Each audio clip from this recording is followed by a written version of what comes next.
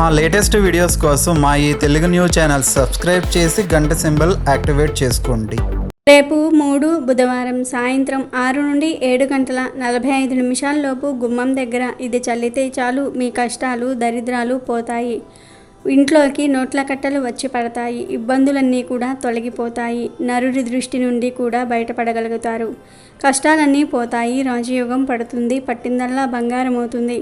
చాలామంది ధనం లేక సంపాదన లేక బాధలు పడుతూ ఉంటారు. కష్టాలు పడుతూ ఉంటారు. అసలు ఏం చేయాలో అర్థం కాక అయోమయ పరిస్థితుల్లో పడిపోతూ ఉంటారు. ఎంత ప్రయత్నించినా ధనం రాదు. వచ్చిన ధనం నిలవదు. లక్ష్మీదేవి అనుగ్రహం ఉండదు.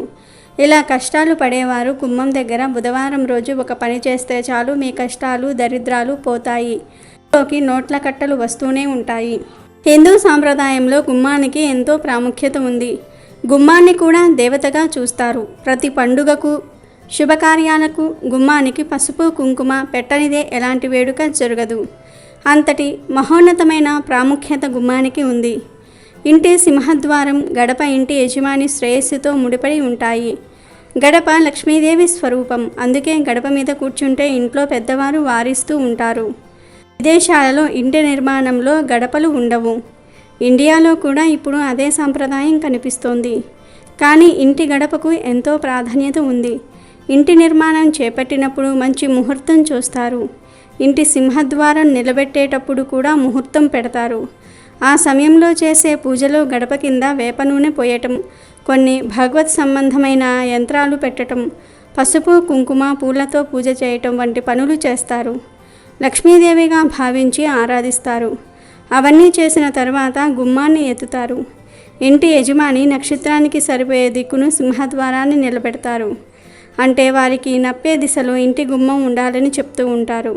ఇంతటి ప్రాముఖ్యత ఉన్న గడపను కాలితో తన్నకూడదు. దానిపై కూర్చోకూడదు. ఎవరికైనా ఏదైనా వస్తువు లేదా డబ్బు ఇచ్చేటప్పుడు యువతల ఉండి అవతలి వారికి ఇవ్వకూడదు. అది శుభ సూచకం కాదని పెద్దలు చెప్తూ ఉన్నారు. స్త్రీలు గడప మీద కూర్చొని కన్నీరు పెట్టకూడదు. గడప విషయంలో తప్పనిసరిగా ఈ నియమాలు పాటించాలి. గడప దగ్గర ఎటువంటి పరిహారాలు చేసినా 100% ఫలితాలు వస్తాయి. ముఖ్యంగా బుధవారం రోజు గుమ్మం దగ్గర ఒక పరిహారం చేస్తే చాలు లక్ష్మీదేవి అనుగ్రహంతో నోట్ల కట్టలు వచ్చి పడతాయని శాస్త్ర పండితులు చెప్తూ ఉన్నారు. మరి బుధవారం రోజు గుమ్మం దగ్గర ఏం చేయాలి అనే విషయాన్ని ఇప్పుడు మనం ఈ వీడియోలో వివరంగా తెలుసుకుందాము. అంతకన్నా ముందు ఒక పొదుపు కథను విందాం. అమరావతి నగర పొలిమేరల్లోని అడవుల్లో నీటి ఎద్దడి రావటంతో అడవిలోని జంతువులన్నీ కృష్ణానది తీర ప్రాంతమైన అడవికి తరలి వెళ్ళసాగాయి. అప్పుడు ఒక నక్క ఏనుగుతో, ఏనుగన్న, దారి పొడుగునా మనం ఏదో ఒకటి మాట్లాడుకుంటూ వెళ్తే ప్రయాణ అలసట తెలియదు. అందుకని నువ్వు మా అందరికీ ఏదైనా నీతి కథను యుక్తి కథను చెప్పు అంది. అవును మామ, మా అందరిలో పెద్దవాడివి, అనుభవశాలివి. నీ అనుభవాలతో మాకు ఓ మంచి కథ చెప్పు అన్నాడు కోతిబావ. ఓహో, ఏనుగు తాత కథ చెప్తున్నాడు, అందరూ రండి అని పెద్దగా ఓండ్ర పెట్టాడు గాడిదన్న. ఒక పెద్ద మర్రి చెట్టు కింద ఉన్న ప్రదేశంలో జంతువులని సమావేశమయ్యాయి. అప్పుడు ఏనుగు ఇలా కథ చెప్పసాగింది. సరే వినండి. మీ అందరికీ కొంత విశ్రాంతి లభించేలాగా కొద్దిసేపు ఆగుదాం. నేను చెప్పే యుక్తి కథ జాగ్రత్తగా వినండి. మన అమరావతి నగరంలో రాఘవయ్య సుబ్బమ్మ అనే దంపతులు నివసించేవాళ్ళు. సుబ్బమ్మ పాడి పశువులతో పాల వ్యాపారం చేస్తూ ఉంటే తాము తెచ్చుకున్న కోళ్ళు గుడ్లను ప్రతి ఆదివారం నగరంలోని సంతలో అమ్మి వచ్చేవాడు రాఘవయ్య. ఎప్పటిలా ఓ ఆదివారం బుట్టలో కోడిగుడ్లు తీసుకొని బయలుదేరి రోడ్డు పక్కగా నడుస్తున్న సమయంలో బస్సును తప్పించబోయిన ఓ కారువాడు రాఘవయ్యను ఢీకొట్టాడు. గాయాలేమీ కనబడనప్పటికీ అతని తలపై ఉన్న బుట్ట నేలపై పడటంతో దానిలోని కోడిగుడ్లన్నీ కూడా పగిలిపోయాయి. కారు నడుపుతున్న వ్యక్తి రాఘవయ్య వద్దకు వచ్చి, మన్నించండి, నా వలన మీకు జరిగిన నష్టం ఎంతో తెలియజేస్తే అంత ధనం నేను ఇస్తాను అన్నాడు. సరే బాబు, ఈ కోడిగుడ్ల వెల 2 భాగాలు చేస్తే 1 మిగులుతుంది, 3 భాగాలు చేస్తే 2 మిగులుతుంది, 4 భాగాలు చేస్తే 3 మిగులుతుంది, 5 భాగాలు చేస్తే 4 మిగులుతుంది, 6 భాగాలు చేస్తే 5 మిగులుతుంది, 7 భాగాలు చేస్తే సమంగా సరిపోతుంది అని అన్నాడు రాఘవయ్య. తన కాలం ఆలోచించిన ఆ కారు వ్యక్తి ఇదిగో మరో రూపాయి అదనంగా తీసుకో అంటూ కోడిగుడ్ల వెల చెల్లించి వెళ్ళిపోయాడు. ఇలా ఏనుగు జంతువులకు కథ చెప్పి మీలో ఎవరైనా కారులో వచ్చిన వ్యక్తి రాఘవయ్యకు ఎంత ధనం చెల్లించాడో చెప్పగలరా అని అన్నాడు. రాఘవయ్య బాబాయ్ చిరునామా సరిగ్గా చెప్తే నేను వెళ్ళి సాయంత్రానికి తిరిగి వచ్చి సరైన సమాధానం చెప్తాను అంది పిల్ల రామచిలక. దాన్ని అతి తెలివి మాటలకు నవ్వుకున్నాయి జంతువులన్నీ. తాత జంతువులకు ఆలోచన శక్తి లేదు, అందుకని మేము సమాధానం చెప్పలేము గనుక నువ్వే చెప్పాలి అన్నాడు కోతిబాబా. సరే అన్న ఏనుగు తాత సమాధానం చెప్పాడు. మరి ఆ సమాధానం ఏమిటో తెలియాలంటే ఈ వీడియోని ఎక్కడా స్కిప్ చేయకుండా చివరి వరకు చూడండి. ఇక విషయానికి వస్తే గుమ్మం దగ్గర ఎటువంటి పరిహారాలు చేసినా 100% ఫలితాలు వస్తాయి. చాలామంది ధనపరంగా ఎన్నో సమస్యలను అనుభవిస్తూ ఉంటారు. కష్టాలు, బాధలు, సమస్యలతో సతమతమైపోతూ ఉంటారు.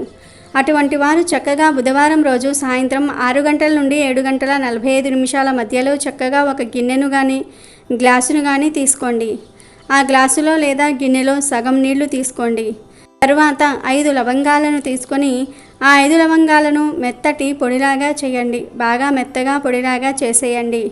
ఆ తర్వాత ఈ లవంగాల పొడిని నీటిలో కలపండి. లవంగాలతో పాటుగా చిటికెడు కర్పూరం పొడిని కూడా నీటిలో కలపండి. ఆ తర్వాత కర్పూరం పొడిని, లవంగాల పొడిని బాగా నీటిలో కలిసేలాగా కలిపివేసి ఆ తర్వాత ఈ నీటిని తీసుకుని వెళ్ళి మీ మెయిన్ డోర్ గడప మీద చల్లండి. చేతితో చిలకరిస్తే సరిపోతుంది. గ్లాసులోని మొత్తం నీటిని గుమ్మంపై చిలకరించేయండి. అలా చిలకరించిన తర్వాత గుమ్మానికి ఒక నమస్కారం చేసుకొని, అమ్మా లక్ష్మీదేవి, నువ్వు మా ఇంటికి రా తల్లి, మాకు ధనం విషయంలో ఎటువంటి కొరత రాకుండా చూడు తల్లి అని మనసారా సంకల్పం చెప్పుకోండి. ఇలా ప్రతి బుధవారం రోజు సాయంత్రం గుమ్మం దగ్గర ఈ పరిహారం చేస్తే లక్ష్మీదేవి కరుణిస్తుంది. కష్టాలన్నీ పోయి నోట్ల కట్టలు వస్తాయి. ఇక పొడుపు కథకు సమాధానం ఏమిటి అంటే 120. కోడిగుడ్ల వెల 119 రూపాయలు. అదనంగా కారు నడిపే వ్యక్తి ఇచ్చినది ₹1, మొత్తం 120. కాబట్టి ప్రతి ఒక్కరూ కూడా బుధవారం రోజు సాయంత్రం గుమ్మం దగ్గర ఈ సింపుల్ పరిహారాన్ని చేసి లక్ష్మీదేవి అనుగ్రహంతో సకల ఐశ్వర్యాలను పొంది సంతోషంగా జీవించండి. బుధవారం రోజు నిమ్మకాయతో ఏం చేస్తే సమస్యల నుండి సులభంగా బయటపడవచ్చు అనే విషయాన్ని ఈరోజు మనం ఈ వీడియోలో తెలుసుకుందాం. నిమ్మకాయను ఉపయోగించి అనేక రకాల సమస్యల నుండి బయటపడవచ్చు. నిత్య జీవితంలో వ్యాపారస్తులకు ఎవరికైనా సరే వ్యాపారంలో నష్టాలు ఎక్కువగా వస్తూ ఉన్నట్లయితే ఆ వ్యాపార స్థలంలో బుధవారం రోజు ఒక పరిహారం చేయండి.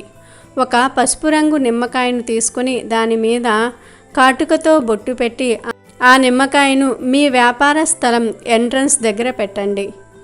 ఉదయం ఇలా చేయాలి. చీకటి పడిన తరువాత ఆ నిమ్మకాయను తీసి ఎవ్వరూ తొక్కని చోట పడేయండి. ఇలా చేస్తే మీ వ్యాపారంలో మంచి లాభాలు వస్తాయి.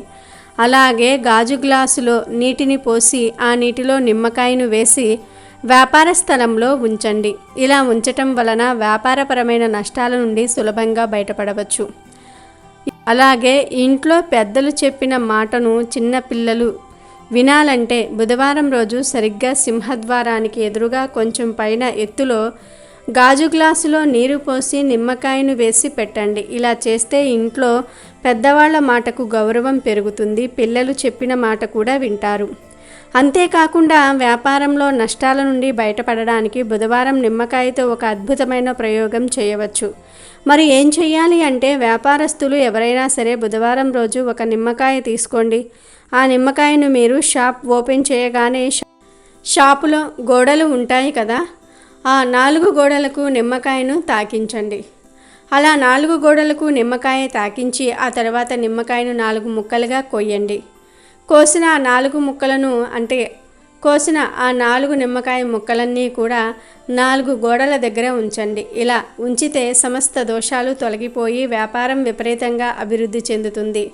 వ్యాపారం మూసేసే సమయంలో అంటే సాయంత్రం ఈ నిమ్మకాయ ముక్కలను తీసి ఎవ్వరం తొక్కని ప్రదేశంలో పడవేయండి. మంచి లాభాలను చూస్తారు. అలాగే ఇంట్లో తీవ్రమైన ఆర్థిక సమస్యలు ఉన్నవారు బుధవారం రోజు ఒక పచ్చటి నిమ్మకాయను తీసుకుని దానికి బొటనవేలుతో పసుపు రాసి అంటే పసుపును బొట్టులాగా పెట్టి ఆ నిమ్మకాయను పూజ గదిలో ఉంచి ధూపదీప నైవేద్యాలు దీపాలు చూపించి ఆ తర్వాత అదే నిమ్మకాయను తెచ్చి ఇంట్లో హాల్లో పెడితే అతి త్వరలోనే మీ ఆర్థిక సమస్యలు తీరిపోతాయి. ఏమీ లేదు, బొటనవేలుని పసుపులో ఉంచి అంటే మీ బొటన వేలును పసుపులో ముంచి ఆ బొటన వేలును నిమ్మకాయకు తాకించి పసుపు బొట్టు పెట్టి ఆ నిమ్మకాయను పూజా మందిరంలో ఇష్టదైవం ముందు ఉంచి ధూప దీప నైవేద్యాలు సమర్పించండి. ఆ తర్వాత ఈ నిమ్మకాయను తీసి హాల్లో అందరికీ కనిపించే విధంగా పెట్టండి. ఇలా చేయటం వలన చాలా తొందరగా ఆర్థిక సమస్యల నుండి బయటపడతారు.